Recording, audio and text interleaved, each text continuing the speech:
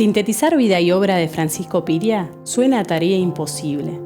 Parecido a como en su tiempo eran percibidas sus obras cuando eran solo proyectos. Hasta el momento de su muerte a los 86 años, lo obsesionó todo lo que fuera acción. Supo construir una de las mayores fortunas del país desde bien abajo y sacarle provecho a cada una de las crisis que se le presentaron. Su relevancia en el desarrollo turístico uruguayo es innegable. Fue el creador de nuestra primera ciudad balnearia y pionero en la promoción del país fuera de fronteras. A él le debemos en gran medida que los argentinos sigan siendo hasta hoy nuestros principales visitantes.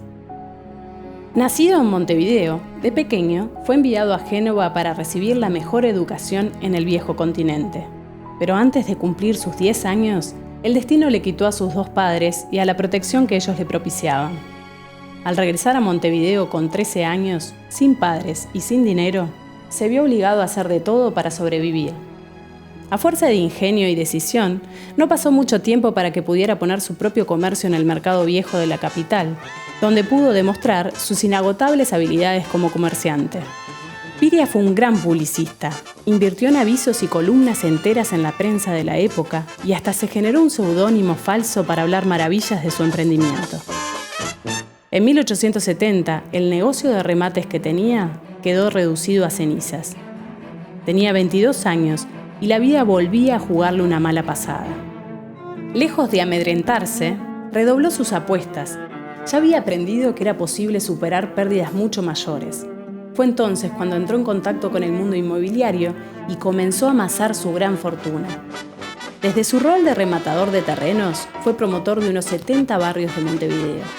No en vano, la prensa de la época lo catalogó como el segundo fundador de la capital. Piria había implantado un nuevo modelo inmobiliario: comprar, fraccionar, crear barrios nuevos y ofrecerlos a personas de bajos recursos a largos plazos que podían llegar a los 50 años.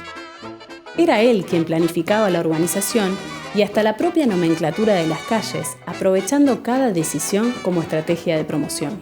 Para vender ofrecía a potenciales clientes y sus familias viajes gratuitos, comidas y grandes fiestas en los lugares en donde se hacían los remates. La sensatez y la ironía de sus publicidades y comentarios no caían muy bien al establishment político y financiero, y por eso los reconocimientos de esos sectores tardaron en llegar. Pero al mismo tiempo, le sirvieron para ganarse la simpatía de sus clientes y construir su reputación como comerciante. Más allá de su rol decisivo en el desarrollo del Montevideo de fines del siglo XIX y principios del siglo XX, la expresión máxima de su vasta obra y la que más lo identifica es la creación de la ciudad balnearia que lleva su nombre, Piriápolis. A fines del siglo XIX, con 45 años, compró 1.815 hectáreas desde el norte del Cerro Pan de Azúcar hasta el mar, y progresivamente llegó a tener más de 3.400 hectáreas. Piria se entregó a este destino con la pasión de un enamorado. Primero plantó olivos y viñedos, descubriendo el potencial del terroir de la zona. Luego impulsó la explotación de canteras de granitos en torno al Cerro Pan de Azúcar. Y desde su castillo, construido en la zona en 1897, siguió delineando el balneario de sus sueños. Efectuó obras de infraestructura como jamás realizó ningún otro particular en el país. Construyó el puerto de Piriápolis, a donde llevó enseguida los vapores de Buenos Aires, y una línea de ferrocarril que cubría los 15 kilómetros que separaban Piriápolis de la estación Pan de Azúcar. En 1910 inició la construcción de la Rambla, donde se dejó inspirar por sus viajes a Europa y más precisamente por la costa azul francesa. También se hizo cargo de la usina que abastecía de energía eléctrica a la nueva ciudad y de diversas construcciones decorativas y de esparcimiento, como la Fuente del Toro, la Fuente de Venus, el Templete de San Antonio y la Iglesia Inconclusa, entre varias otras. En 1930, Piria inauguró el emblema de la ciudad, el Argentin Hotel, una descomunal obra que en la época se convirtió en uno de los hoteles más grandes del continente.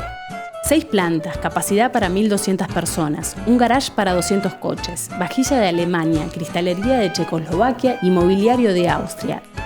Todo era lo grande, y una vez más, Piria había logrado hacer de lo imposible una realidad. Pero pudo disfrutarlo por poco tiempo.